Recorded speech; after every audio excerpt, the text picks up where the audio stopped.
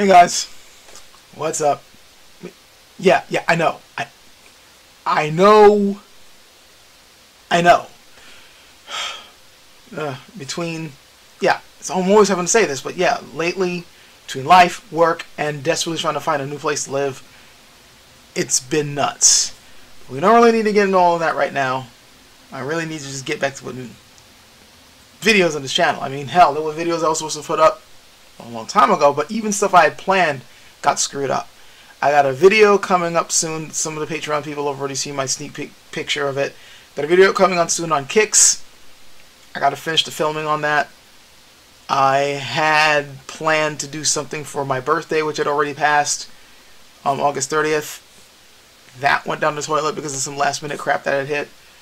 So yeah, it's been a little nuts. But I really would like to get back to putting up videos on the channel, and something I stumbled upon really kicked my butt into gear to talk about. That was a bit of an unfortunate event. But again, it's gonna... Well, let's just get onto the topic. So, you guys know that when it comes to martial arts, I, tend to lean toward the practical side of things. While I do practice a traditional art, I still prefer, leaning toward practical combat, at least being able to handle yourself. I mean, I'm not necessarily saying that everybody who practices martial arts should be able to run out and start beating the crap out of people in a battlefield or something, but at the very least, they should know how to use their hands, in at least a basic context. And the training should reflect that. It shouldn't just be about practicing forms or, punching the air for 45 minutes and going home.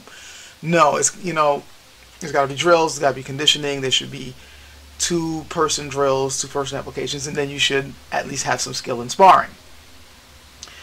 Now, there are people in this camp who, they do champion realistic, training drills and such, and realistic training practices, and realistic, sparring scenarios.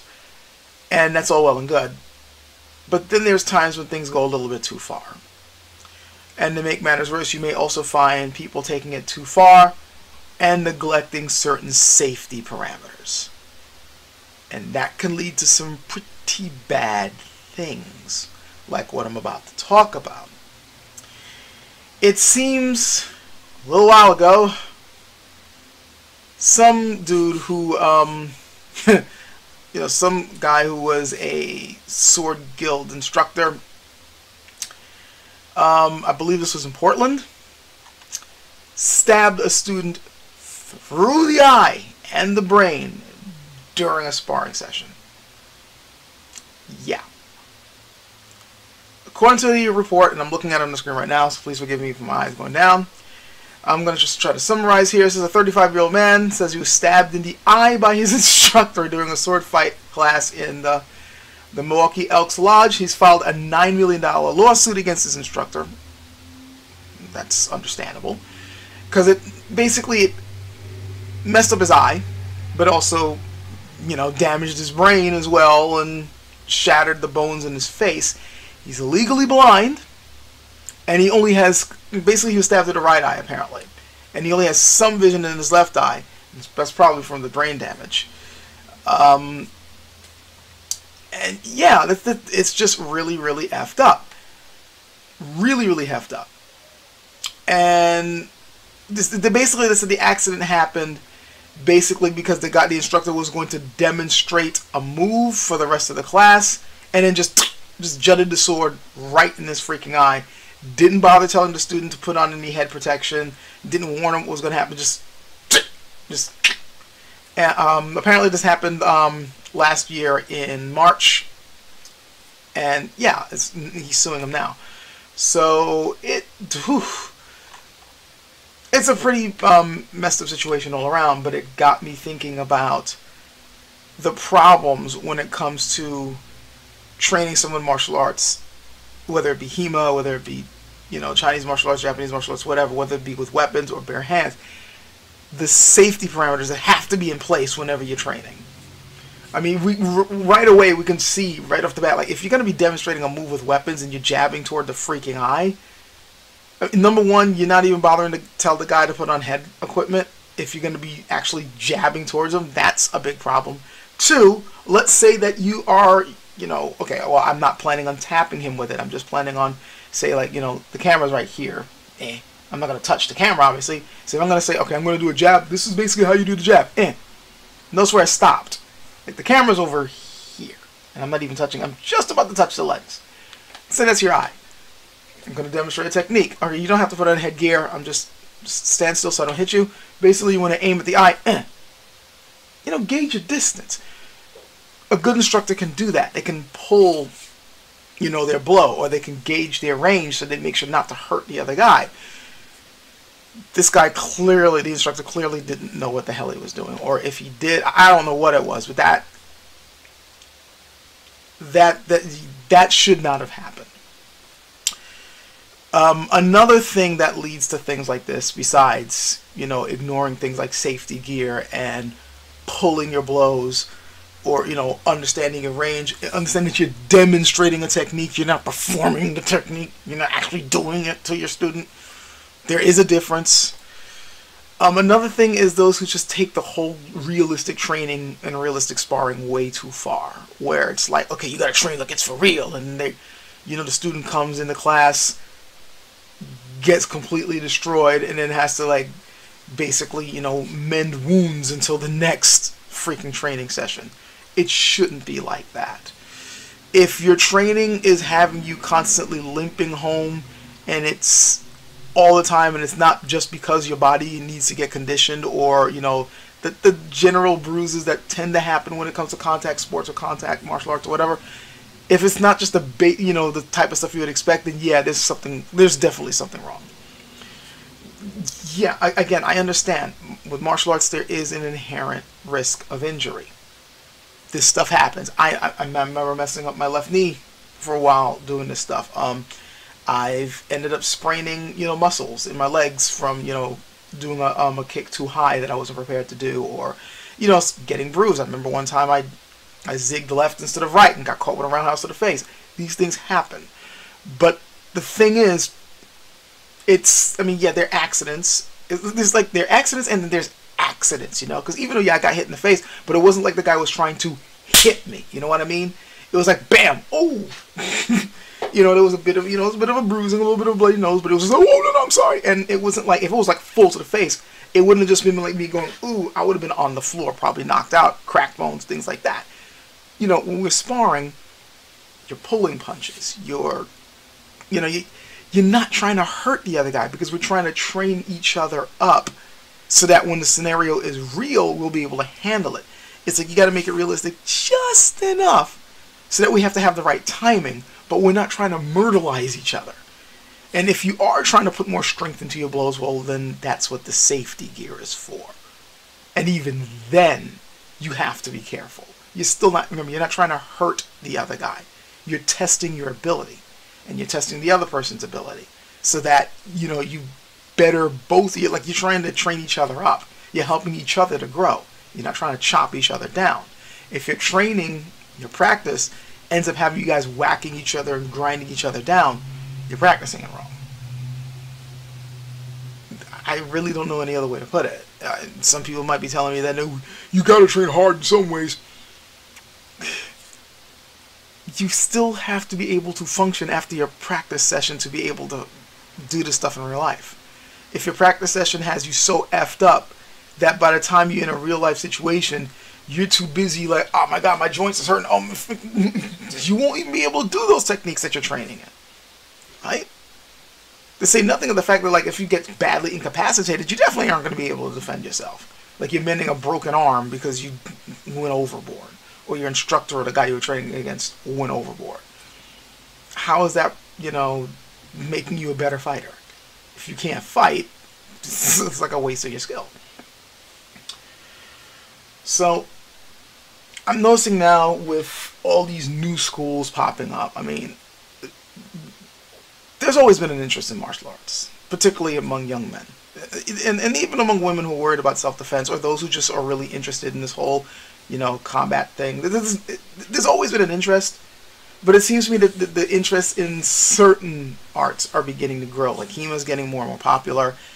MMA's definitely gotten popular, and people of all different walks of life are getting into these things for fitness or for, you know, the ability to protect oneself, or even to, you know, make money off of it by getting into the sport of it.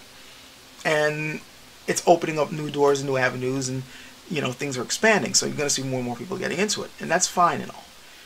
But with a lot of these newer clubs opening up, I think a lot of these, the guys, the instructors, need to remember that they're trying to nurture their students.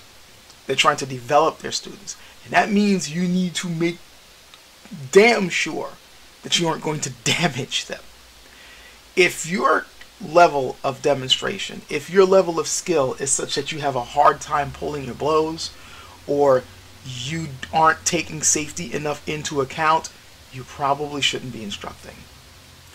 If you can't, I shouldn't say guarantee, because you can't really guarantee complete safety, but you can at least guarantee that you aren't going to try to ultimately damage the individual purposefully, and you're going to be doing whatever you possibly can to minimize damage. If that is not part of your game plan, reconsider instructing.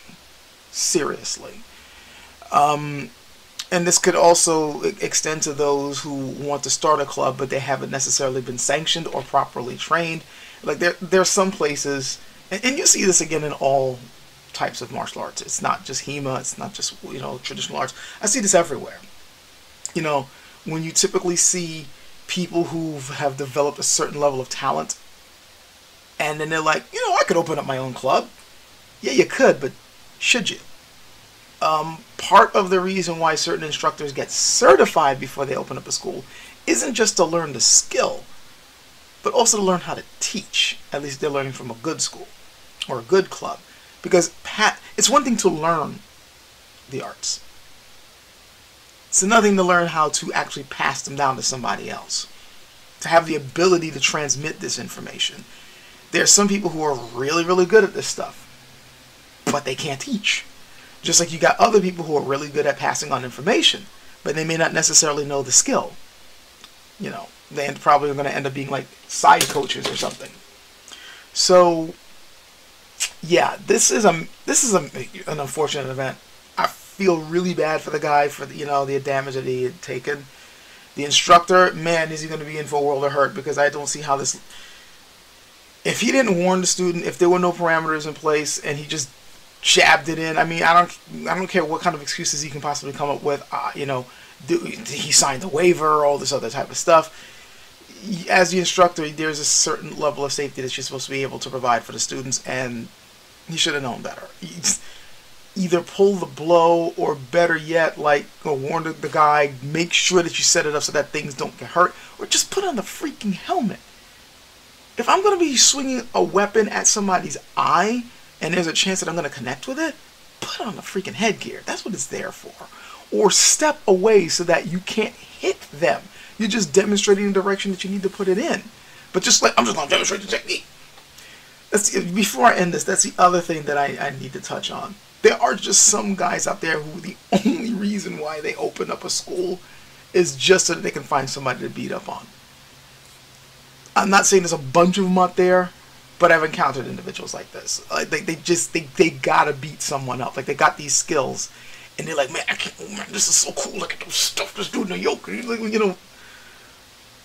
And they're just itching to put their paws on someone, but they want to find a way to do it legally.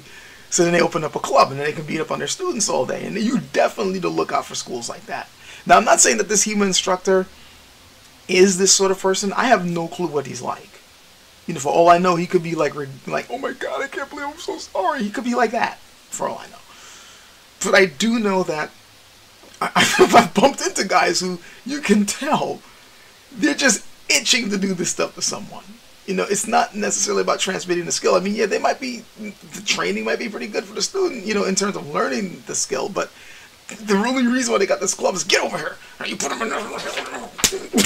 Like they just, you gotta beware of guys like that. And they'll damage you and they'll be like, yo, I'm sorry, but inside they just really wanted to F you up. If for some reason this is kind of reminding me of that, I'm not saying that that's what is on his mind. I have no clue. You know, I don't really know I don't know the context. I wasn't there. And I don't know this person's personality. But just demonstrating a technique like that, just suddenly, and it hits the eye. It's like, whoa, like anything towards, I'm just thinking to myself, okay, you're doing a technique and demonstrating toward the eye. That's not something that I would demonstrate just straight on or really fast. It's something that I'd be like, okay, you know, I'd be setting it up to make sure that this doesn't hit the squishy bit. You know what I mean? Like, 15 minutes to talk about something very, very simple, but this bothered me. For those of you out there, just when you're joining a school, just make sure that no matter how they talk about practical training, application, whatever it is, and whatever club you're joining, make sure that safety is a concern. Make sure that the instructor looks like a balanced individual, and make sure that they're trying to take precaution. Yes, I understand there is always going to be an inherent level of risk when learning these things, but you can minimize that risk. Make sure that the person seems responsible enough, the person instructing, has that in mind, has a care about how they demonstrate the techniques. If it seems that they always want to just demonstrate it full on all the time, you may want to reconsider. Alright, that's it. Hope you guys got something out of it. Hope I can make more videos back to the schedule I wanted to be on. Catch you guys later.